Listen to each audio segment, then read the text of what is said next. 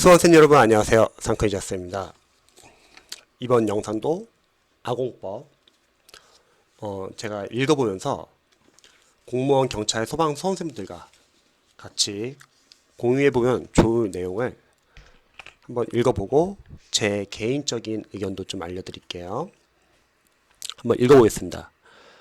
이번에 같이 공유할 내용은 합격 수기의 오류입니다.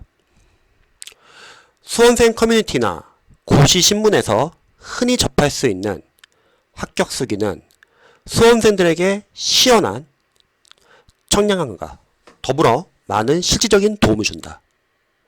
이는 합격자들이 수험 시장에 남기는 마지막 발자취이자 수험생활의 끝을 알리는 의식이다. 그러나 이 합격 수기의 내용을 고지고대로 수용해서는 안 된다. 이 책 아공법 역시 비판적으로 읽어야 한다. 합격 수기에는 오류가 포함될 수 있다. 제 아무리 합격 수기에 긍정적으로 언급되어 있다 하더라도 거기에 기술된 행위에는 합격에 플러스된 행위만 있는 것이 아니다. 즉, 합격 수기에는 마이너스된 행위가 마치 플러스된 행위인 것처럼 기술되는 경우도 충분히 존재할 수 있다는 것이다. 잠시 여기서 제 개인적인 의견을 좀 알려드릴게요. 저도 요 글의 내용과 좀 비슷한 의견을 가지고 있습니다. 예를 들어서 뭐 단기 합격생분들이나 합격생분들이 합격을 하고 나서 뭐 합격 수기나 아니면 유튜브 영상에 이제 올리는 경우가 많아요. 자신이 공부를 해봤을 때 이 과목은 이렇게 공부하니까 도움이 되었다. 뭐 이런 거는 이제 개인의 경험이니까 크게 괜찮은데 가끔씩 이런 경우도 있어요. 본인이 경험한 걸 바탕으로 그게 절대적으로 옳다라는 식으로 좀 강력하게 영상을 올리거나 뭐 합격 수기를 적는 경우도 있습니다.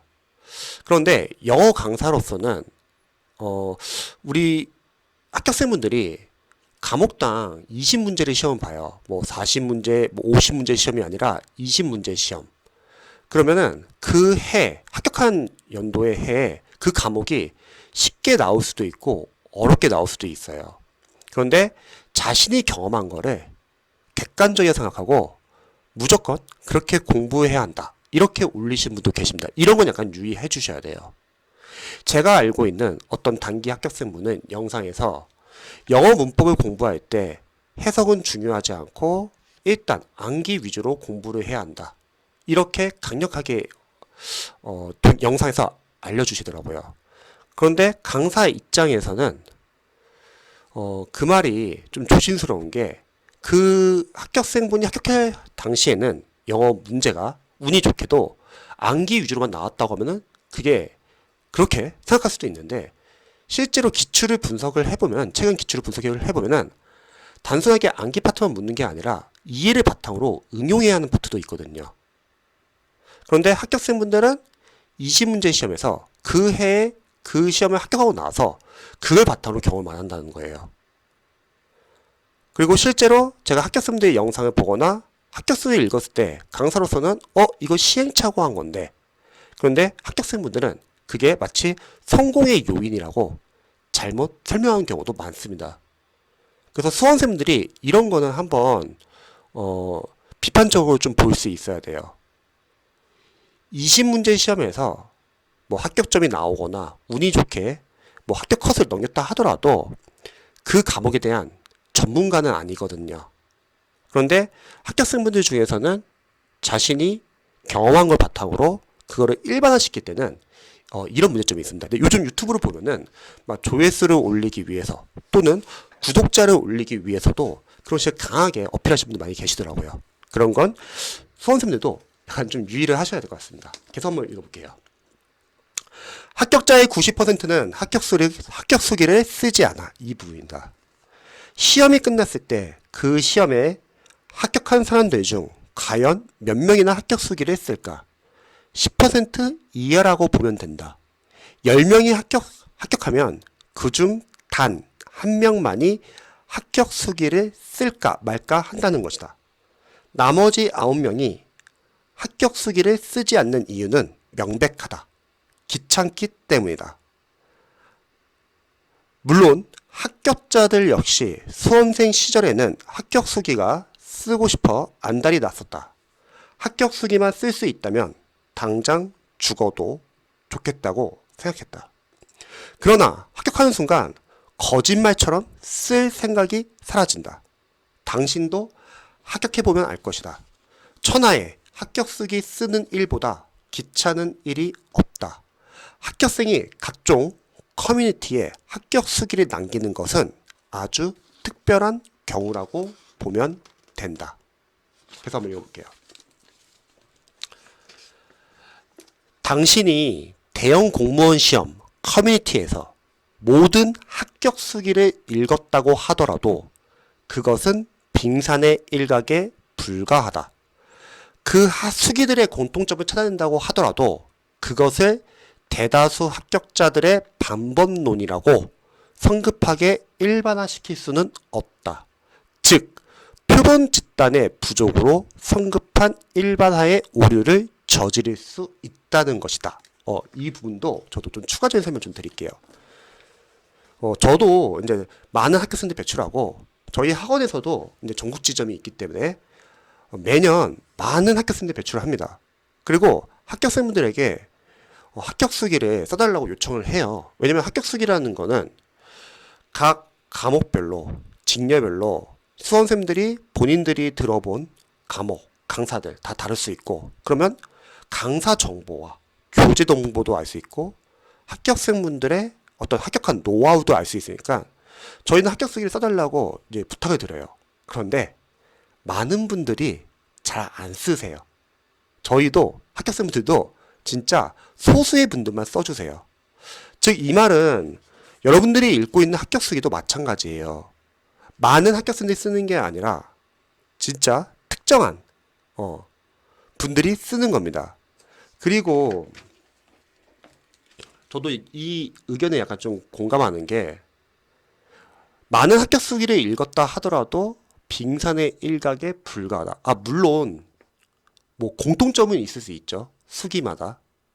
그런데 하나하나 보면은 정말 다들 의견이 다양하세요. 그런데 가끔씩 유튜브 영상을 보면 뭐 합격생분들이 공통적으로 이런 말을 많이 하는 경우가 많더라고요. 그리고 그걸 바탕으로 일반 수험생들에게 이 방법이 맞으니까 이렇게 공부를 해라 라고 말하시는 분들이 많이 계세요. 근데 저는 그거에 대해서 약간 좀 다른 의견을 가지고 있는 게, 합격 수기를 보면은 정말 꼼꼼하게 읽으면은 차이점도 있고 공통점도 있어요. 물론 그 뒤에 숨겨진 이면에 우리가 필요한 부분 위주로 활용하시면 되는데, 이런 건 유의하셔야 돼요. 합격생 수기를 봤을 때 이렇게 공통점이 있기 때문에 여러분들도 이렇게 공부하세요.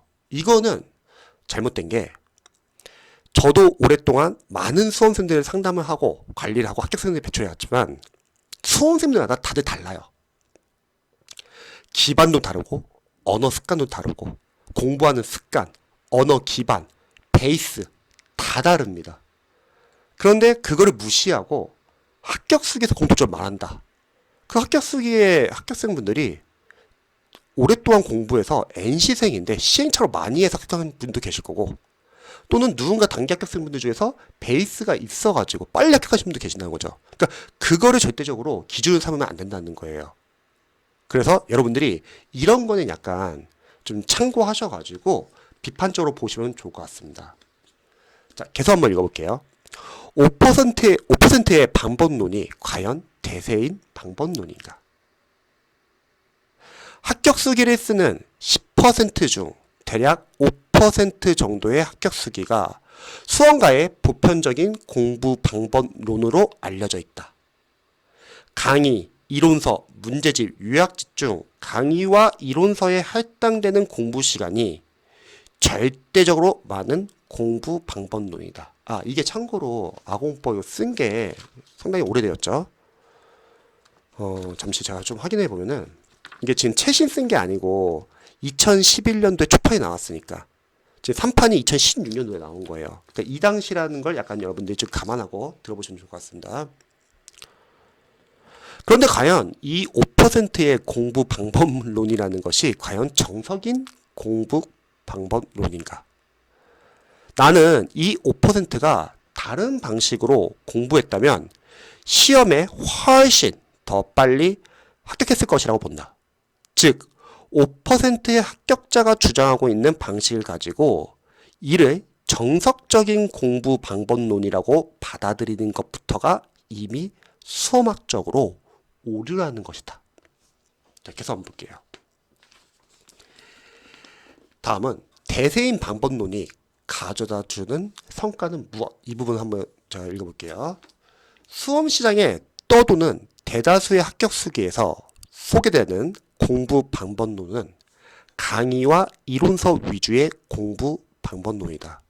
이를 가리켜 수험생들은 수험가의 보편적인 공부 방법 혹은 정석적인 공부법, 전공법이라고 부르곤 한다.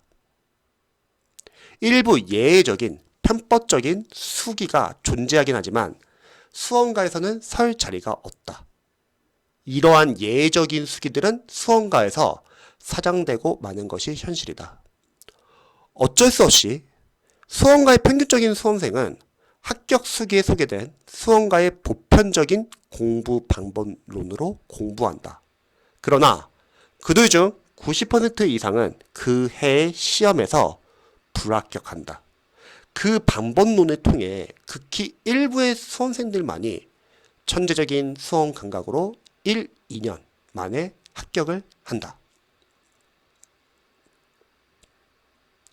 강의와 이론서를 둘 다 잘 활용해서 1년 만에 합격하는 사람이 있다면 그 사람은 타고난 수험 감각이 있는 사람이다.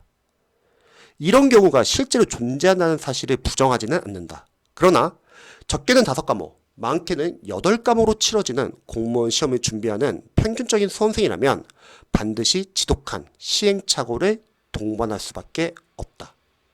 자, 다음 한번 읽어볼게요. 합격 수기에 나오는 수험 기간 측정의 오류. 합격 수기 중에는 재학생 시절 수험 공부한 경력을 생략하는 수기가 많다. 또 대학 시절 자신의 전공 과목 공부 시간을 수험 기간에서 배제하기도 한다. 수험에 본격 진입하기 전 연마했던 영어 실력은 수험 기간의 장단에 막대한 영향을 주는데 이에 대한 설명을 수기에서 생략하는 경우도 많다. 그래서 한번 읽어볼게요. 심지어 게으르게 공부한 날들을 모아 하루에 10시간 이상을 공부한 날 하루로 환산하여 그것을 자신의 수험 기간으로 제시하는 경우도 있다. 그것이 자신의 실질적인 수험 기간이라는 것이다. 이처럼 합격수기 독자는 합격수기를 읽을 때 여러모로 혼란을 겪을 수 있다. 즉 무엇이 투입이고 무엇이 산출인지 나름대로 비판적으로 읽어낼 수 있어야 한다. 요즘에 뭐 이렇게 단기 합격생도 많잖아요. 물론 모든 단기 합격생들이 다 그런 건 아니겠지만 그 중에서는 몇몇 수험생들은 오랫동안 공부를 했는데 자신이 뭐 유튜브 영상을 올리면서 조회수를 늘리기 위해서 구독자를 올리기 위해서 또는 전자책을 팔기 위해서 등등등 수험 기간을 줄여서 말하시는 분들 아마 계실 거예요. 그리고 보통 저도 이제 단기 합격생분들 영상을 많이 보고 저 역시도 단기 합격생들 많이 배출하지만 단기 합격생들의 공통점은 기반이 있다. 그게 과목적인 어떤 과목에 대한 기반 이해에도 공부하는 습관, 언어 감각, 그리고 뭐 이렇게 계획 같은 거 짜는 법 또는 합격수기 활용하는 방법 정말 다르세요. 그리고 단기 합격생분들의 이제 공통점이 보통 공통 과목인 국어, 영어, 한국사 중에서 몇 과목은 기반이 있다는 거예요. 그러면 단기 합격은 할만해요. 공무원 쪽에서는. 즉 단기 합격생분들의 영상을 보거나 단기 합격생분들의 합격수기를 보고서 도움이 되는 수험생들이 있어요. 바로 똑같이 기반이 있는 수험생들은 많은 도움이 됩니다. 근데 문제는 기반이 없는 수험생들이 단기 합격의 합격 쓰기 또는 단기 합격자의 영상을 보고 그대로 따라하는 경우가 많아요. 문제는 베이스가 다르기 때문에 거기서 시행착오를 하고 거기서 시간이 또 수험 기간이 늘어나는 경우가 많습니다. 그거를 단기 합격 쓰는데 여러분들 뭐 책임지는 건 아니잖아요. 그리고 저 강사로서 늘 항상 궁금해요. 어떻게 4개월, 5개월 안에 합격을 하지? 그리고 그분들의 영상을 봐요. 또는 합격 수기를 봐요. 그리고 커리를 봐요. 그러면 이해가 됩니다. 뭐냐면 절대 어떤 단기 합격 쓴 분들도 공부량이 적은 분들이 없어요. 근데 이해가 안 된다는 거죠. 분명히 그렇게 짧은 기간인데 어떻게 저렇게 많은 양을 공부할 수 있는 거지? 그런데 영상이나 수기를 보면 이해할 수 있어요. 아, 국어, 영어, 한국사가 기반이 잡혀 있네. 그러면 저게 가능하지. 두 번째, 인강을 볼 때 단기 합격 쓴 분들은 다 보지 않아요. 본인에게 필요한 부분 위주로 봅니다. 상식적으로 만약에 우리가 인강을 일반 선생님과 똑같이 본다고 하면은 그 기간에 그렇게 많은 과정을 못 하거든요. 즉, 그 말도 역시 기반이 있다는 겁니다. 그래서 단기 학교생들과 비슷한 베이스를 가진 선생님들은 단기 학교생들의 영상이나 공부법 이런 거는 참고하시면 도움이 많이 되실 거예요. 하지만 제가 우려하는 점은 베이스가 없는 초시생분들은 유의하셔야 합니다. 그분이 그렇게 공부했다고 여러분들이 똑같이 공부하면 안 된다는 거예요. 그냥 하나의 극단적인 예로 고순도 변호사님이 계세요. 근데 제가 수험생들한테 고순도 변호사님의 합격 수기를 보서 너무 좋아가지고 여러분 고순도 변호사님처럼 공부하시다 이렇게 말할 수 없거든요. 베이스가 다르다. 공부한 습관은 다르다. 이런 건 약간 좀 유의하셔야 합니다.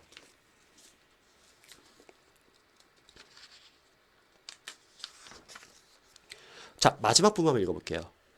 9급 합격수기와 7급 합격수기. 시험의 종목, 그 수를 불문하고 합격수기는 수험학적으로 오류가 있을 수 있다. 특히 9급 합격수기에 오류가 존재할 가능성이 높다. 7급 시험에 비해 공부해야 할 범위가 적어. 그렇죠. 7급이 훨씬 더 많죠. 시행착오를 상대적으로 많이 저지르더라도 합격에 지장이 없는 경우가 많기 때문이다. 자신이 합격수기에 기술한 방법론이 실질은 시행착오였음에도 불구하고 마치 그것이 가장 효과가 좋았던 양 스스로 착각하여 기술했을 가능성이 있다는 것이다. 저도 강사로서 합격수기를 읽을 때 그런 경우 많아요. 이거 시행착오한 건데? 근데 합격수기에는 그게 성공의 요인이라고 생각해가지고 적은 경우가 많다는 거죠. 자, 9급 수기에는 강의의 효용이 자주 언급된다. 나는 이 강의를 6개월 동안 2달씩 3번에 걸쳐 수강했는데 아주 많은 도움을 받았다는 식의 문구가 꽤 자주 관찰된다. 그러나 이것은 자신의 시행착오를 합격의 기술로 착각하는 대표적인 경우라 본다.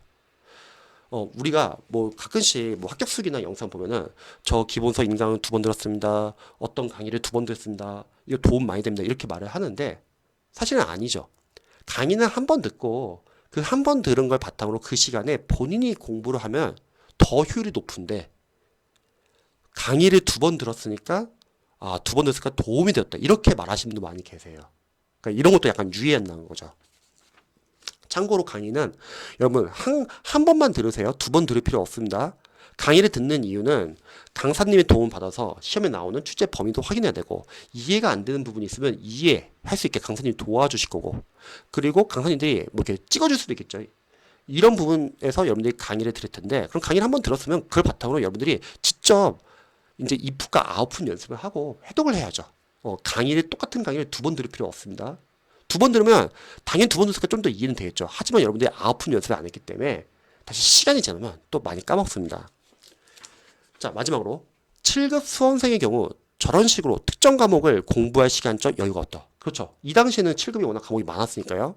더 적은 시간을 공부함에도 불구하고 저렇게 공부한 사람보다 해당 과목 득점이 더 높은 경우가 많다. 공부해야 할 과목이 몇 개인데 팔자 좋게 한 가지 강의를 6개월 동안 3번씩 듣는단 말인가. 항상 더 쉽고 더 빠른 방법이 있을 것이라는 합리적인 의심을 계속해야 한다. 특히 7급 학생들은 공부 방법론이 크게 영향을 안 미쳐요. 왜냐면 저희 7급 학생도 마찬가지지만 7급 수험생분들은 대다수가 공부 기반이 있으세요. 그래서 공부 방법론에 크게 영향을 안 미칩니다. 중고등학교 때부터 공부 잘했던 분들이 많이 계시기 때문에. 하지만 국어 같은 경우는 이제 초시생분들이나 기반이 없는 분들도 많이 계세요. 그런 분들이 유의할 점은 단기 합격, 합격 수기 이런 걸 읽을 때 비판적으로 읽자. 모든 수험생들이 다들 베이스가 같은 것도 아니고 공부하는 습관도 같은 게 아닙니다. 그래서 이런 거 약간 유의해 주셔야 되고, 또 합격 수기 보면은 이제 뭐 학원이나 강사님들 마케팅 같은 것도 있어요. 그래서 여러분들이 그런 거 약간 좀 유의하시면 좋을 것 같습니다. 그래서 오늘은 합격 수기와 관련된 아공법 관련된 부분을 같이 다뤄봤습니다. 관련해서 궁금하신 점 있으시면 언제든지 알려주세요. 영상 봐주셔서 감사합니다.